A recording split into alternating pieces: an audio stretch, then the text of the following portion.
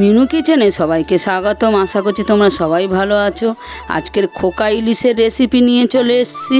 এই মাছটা আমাদের এখানে খোকা ইলিশ নামে পরিচিত, তোমাদের এখানে কি নামে পরিচিত অবশ্যই কমেন্টে জানাবে। কেটে ধুয়ে নিয়ে জল ঝারিয়ে পরিমাণ মতো নুন হলুদ মাখিয়ে নিচ্ছি। প্লিজ ভিডিওটা তোমরা সম্পূর্ণ দেখো, আশা করছি তোমাদের অনেক ভালো লাগবে।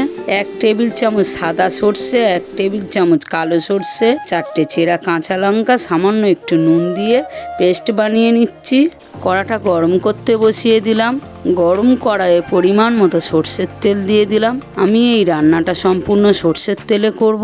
সর্ষের তেলে করলে টেস্টটা ভালো হবে। মাছগুলো উল্টিয়ে পাল্টিয়ে হালকা হালকা লাল লাল করে ভেজে নিচ্ছি। বেশি কড়া ভাজা হয়ে গেলে টেস্টটা অনেকটা কমে যাবে। 1/2 চা চামচ কালো জিরে, 4টে চেরা কাঁচা লঙ্কা দিয়ে একটু নেড়ে নিলাম। 1/2 টেবিল চামচ নুন, 1/2 টেবিল চামচ হলুদ গুঁড়ো দিয়ে যে সর্ষের পেস্টটাকে বেটে রেখেছিলাম দিয়ে দিলাম। ছেঁকে রাখা টক দই একটু পরিমাণ মতো দিয়ে ভালো করে একসাথে করে নাড়িয়ে দিচ্ছি। টক দইটা দিলে এই রেসিপি স্বাদটা অনেকটা বেড়ে যাবে। টক দইয়ের বাটি ধোয়া জলটা একটু দিয়ে দিলাম, একটু নাড়িয়ে দিলাম। আমি কিন্তু এই রেসিপিটার মধ্যে গরম জল ব্যবহার করছি না। গরম জল ব্যবহার করলে এই রেসিপিটা একটু তেতো হয়ে যাবে। 1/2 গ্লাস জল দিয়ে দিলাম। ঝোলটা ফুটে গেছে। ভেজে রাখা মাছগুলোকে দিয়ে দিলাম।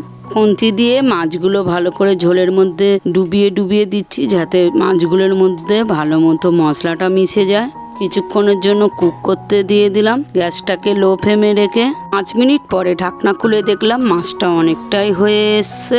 এই রেসিপিটা সম্পূর্ণ লো ফ্লেমে করলে খুবই ভালো হবে, টেস্টটাও বাড়বে।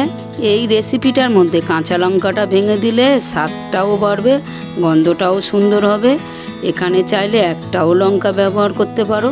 পরিমাণ মতো একটু সর্ষের তেল দিয়ে দিলাম। 20 মিনিটের জন্য দমে দিয়ে গ্যাসটাকে বন্ধ করে দিলাম। খোকা ইলিশের সর্ষে ঝাল সম্পূর্ণ রেডি হয়ে গেছে। আজকের রেসিপিটা ভালো লাগলে চ্যানেলটাকে সাবস্ক্রাইব করে অবশ্যই আমাদের পাশে থেকো। সবাইকে অনেক ধন্যবাদ।